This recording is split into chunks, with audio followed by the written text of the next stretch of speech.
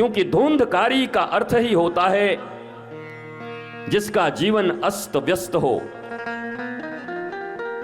आत्मदेव का अर्थ होता है बड़ा अच्छा आदमी, सच्चा आदमी।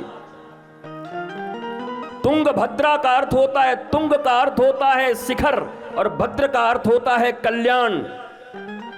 तुंगभद्रा नदी के तट पर आत्मदेव नामक ब्राह्मण रहता था।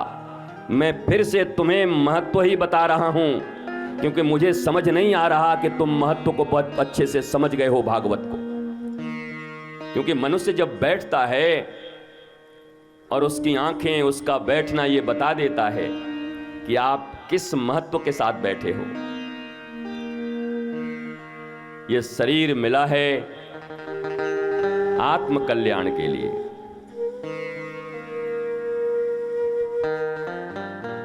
और याद रखो, जो चीज तुम्हें नहीं मिलनी उसके लिए जिद कभी मत करना। ये जो मोटिवेटर लोग तुमको सिखाते हैं तुम कर सकते हो, तुम पा सकते हो, क्या पाना है भैया? क्या पाना है? नहीं, क्या पाना है, मैं ये पूछना चाहता हूं। कल तो बता दिया कि इतना पाने के बाद भी मुकेश भाई अंबानी और अनिल भाई अंबानी की माताजी गुरु के पास जाकर कहती हैं सब ठीक है पर मेरे हृदय में चैन नहीं है। क्यों? एंटीलिया बहुत बड़ा होगा पर 4 लोग एक साथ नहीं रह पाते। मां की इच्छा तो यही होती है ना कि 2 बेटे हैं, 2 बहुएं हैं तो एक साथ रहें, पर वो समर्थ नहीं हो पाई। धन के पहाड़ पर बैठे हुए व्यक्ति आप ही के देश में, बच्चा बच्चा जिनका नाम जानता है, उनकी मां भी प्रसन्न नहीं है, दुखी है, क्योंकि धन उनको सुख नहीं दे पा रहा। उनको सुख है कि हमारे ही कोख से जन्म लिए हमारे दोनों बच्चे और दोनों बहुएं एक साथ रहें। अरे कमी किस चीज की है? लोग कहते हैं कि कमियों के कारण बंटवारा होता है।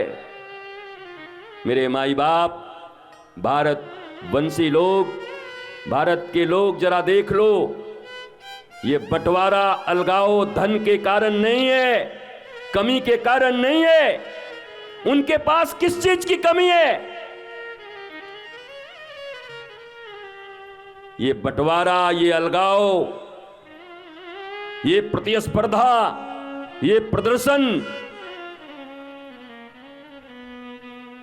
धन के कारण नहीं बल्कि गुरु और भगवान के द्वारा दिए गए संस्कार के न अपनाने के कारण होते हैं। और भागवत वही संस्कार तुम्हें देती है। पांडाल में धन तो इतना भी होगा पर संस्कार इतना भरा होगा कि परिवार एक साथ होगा। अरे मैं भारतवासियों से पूछना चाहता हूं कि इतना कमाकर जब अपने परिवार को अपने साथ नहीं रख पाते तो क्यों कमा रहे हो?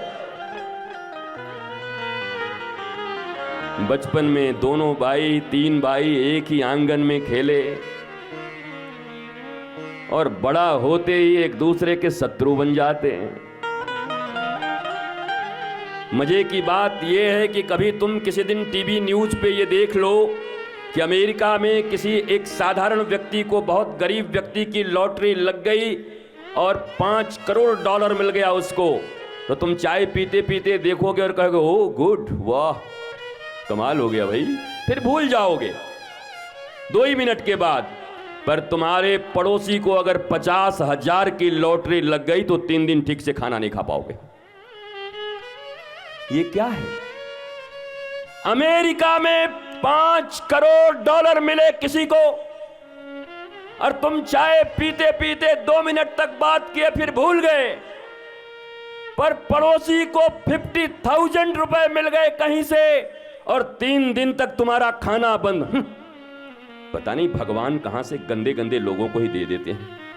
बताइए, इतना कंजूस है उसके बाद भी इसी को मिलना था। ये क्या है? दुखी अपने संस्कार से हो, दुखी अपने स्वभाव से हो, तुम्हें दुख देने वाला कोई नहीं है। और यही बात सदगुरु और भगवान सिखाते हैं। कि जीवन के जितने भी दुख तुम दूसरों के द्वारा दूर करवाने का प्रयत्न कर रहे हो, तुम्हारा प्रयत्न असफल हो जाएगा। तुम्हारे प्रयत्न सफल तभी होंगे जब तुम अपनी तरफ झांकोगे अपने गुरु के कहने से।